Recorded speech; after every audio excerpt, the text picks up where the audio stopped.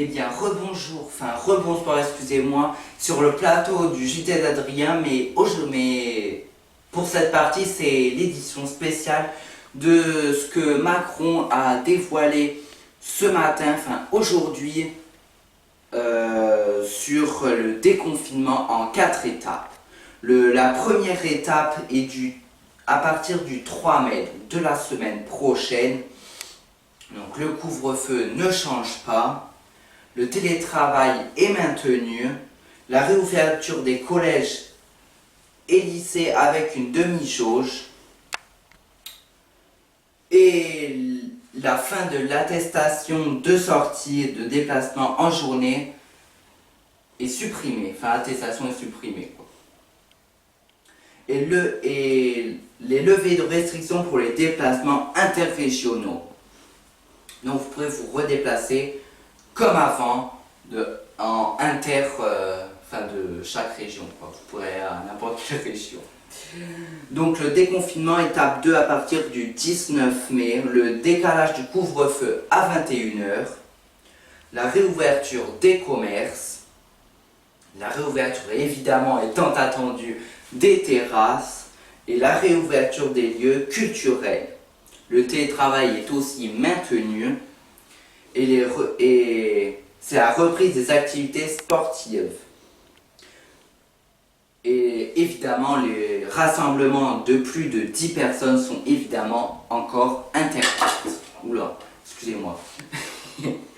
Alors, le déconfinement étape 3, à partir du 9 juin, le couvre-feu est décalé à 23h. Et il y a des assouplissements du télétravail. La réouverture des cafés-restaurants, maxi 5 à table, 6, excusez-moi. La réouverture des salles de sport. Les lieux culturels et sportifs accueilleront jusqu'à 5000 personnes. Les salons et foires d'exposition pourront accueillir jusqu'à 5000 personnes également.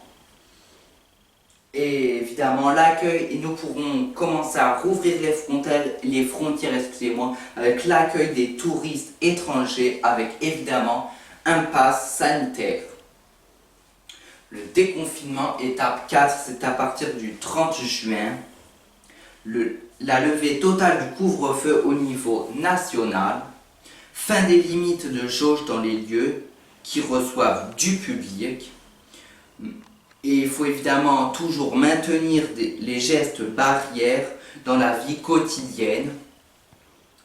L'accueil aux événements de plus de 1000 personnes avec un pass sanitaire. La limitation du public d'un événement selon la situation sanitaire locale. Et les discothèques resteront évidemment toujours fermées partout en France.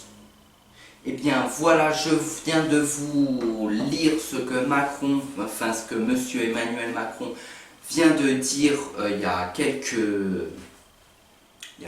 heures à la télé. Et nous on se dit à vendredi prochain pour le JT d'Adrien original. Et à bientôt. Ciao ciao.